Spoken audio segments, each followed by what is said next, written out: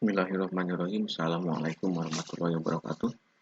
Di pertemuan kuliah SIM yang ke-8 ini kita akan membahas mengenai analisa sistem menggunakan flow map.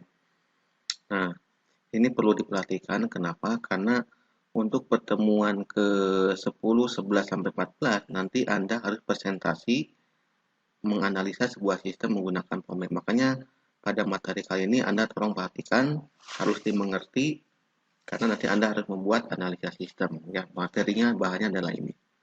Untuk menganalisa sistem ya ada beberapa cara sebenarnya, cuman cara yang klasik atau cara yang lama paling digunakan yaitu menggunakan flow map. Flow map merupakan jenis aliran data secara fisik yang dapat kita pakai untuk menganalisis sistem data. Ya, jadi flow map itu untuk menggambarkan aliran data secara fisik ya untuk menganalisis sistem data dari tahap pemrosesan sampai dengan tahap pembuatan laporan. Nah, ini adalah simbol-simbol flow map. Yang pertama adalah simbol titik awal dan titik akhir. Ini adalah start dan atau mulai dan akhir. Penggunaannya ada di sini. Nah, ini mulai, ini selesai. Ya, ini namanya. Yang kedua yaitu simbol proses, digunakan untuk mewakili suatu proses. Nah, contohnya seperti ini. Mulai data siswa diserahkan ke bagian keuangan, kemudian diinput, ini diproses. Ya, diproses. Kemudian yang berikutnya input, simbol input yaitu memasukkan data menggunakan keyboard, simbol input. Nah, ini simbol input. Kemudian yang berikutnya simbol keputusan, ini ya antara benar atau salah. Ya, ada dua keputusan. Kalau benar berarti misalkan dilanjutkan, kalau salah akan dikembalikan lagi ke posisi semula. Kemudian yang berikutnya adalah konektor. Konektor ini adalah untuk menyambungkan aliran data. Contoh konektor adalah seperti ini. Nah, ini misalkan ini cetak bukti. Ini kelanjutannya kemana? Oh, ini ke sini. Cetak bukti, kemudian ini cetak laporan. Ya, kemudian ini laporan pembayaran. Oh, ini nyambungnya ke sini. Ini konektor. Kenapa ini menggunakan konektor? Karena kita sulit untuk menggambarkan panah dari sini ke sini. Maka kita memerlukan sebuah konektor. Ya. Ini menggunakan konektor. Oke, kita lanjut simbol yang berikutnya, yaitu simbol dokumen. Nah, simbol dokumen dalam simbol untuk dalam bentuk kertas informasi ini. Nah, simbol dokumen ini bisa berupa data, bisa berupa formulir, bisa berupa kwitansi. Yang artinya data-data yang dimuat dalam sebuah kertas ya, dokumen. Nah, ini data biaya, data SK petugas, ini kan surat keputusan petugas, kemudian ini surat tagihan, ini adalah dokumen. Kemudian ini surat tagihan, kemudian ini laporan pembayaran, ini ada dokumen yang di print out atau yang dicetak dalam sebuah kertas, itu adalah dokumen. Nah, simbolnya adalah seperti ini, dokumen.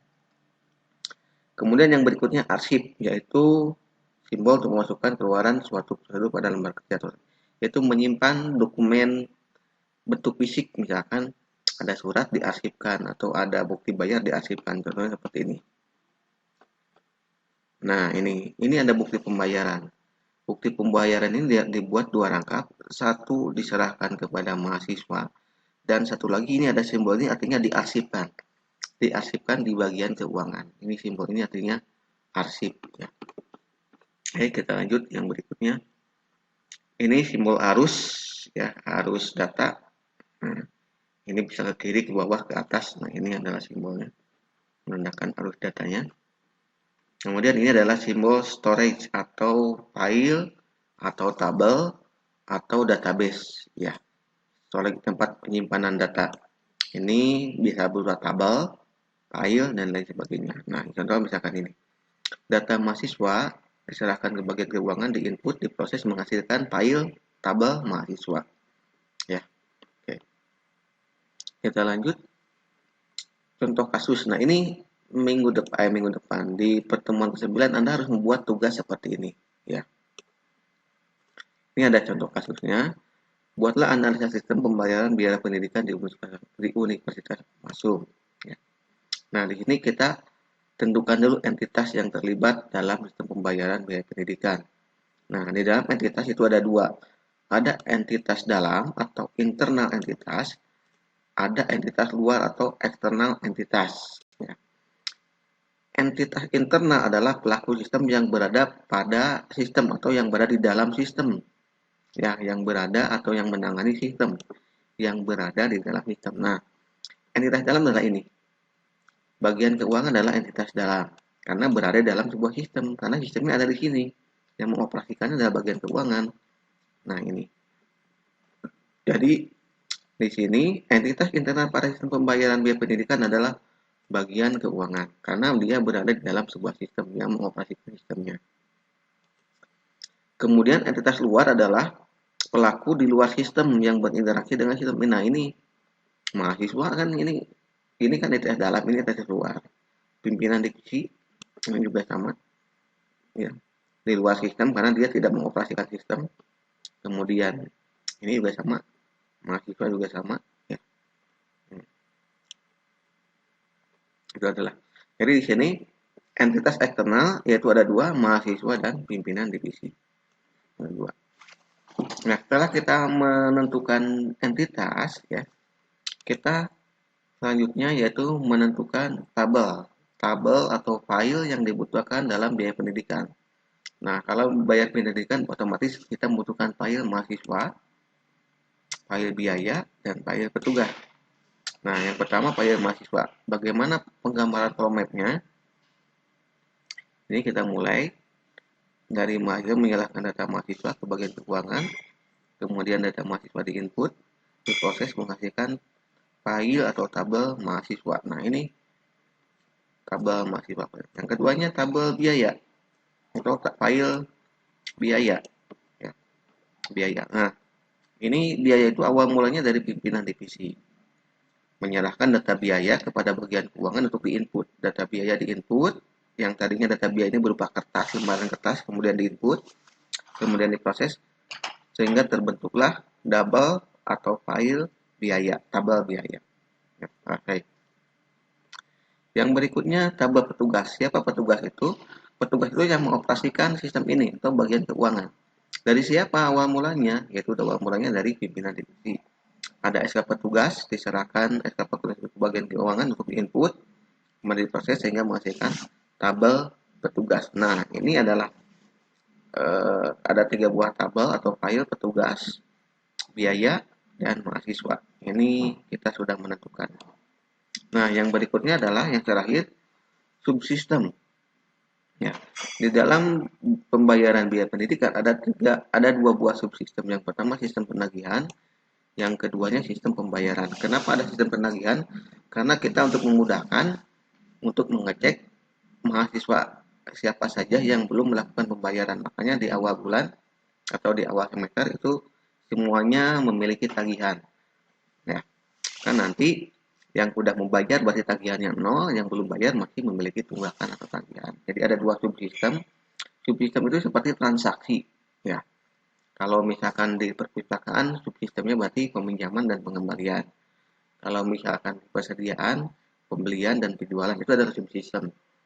Kalau misalkan di pendaftaran siswa berarti pendaftaran dan pembayaran itu subsistemnya. Jadi transaksinya.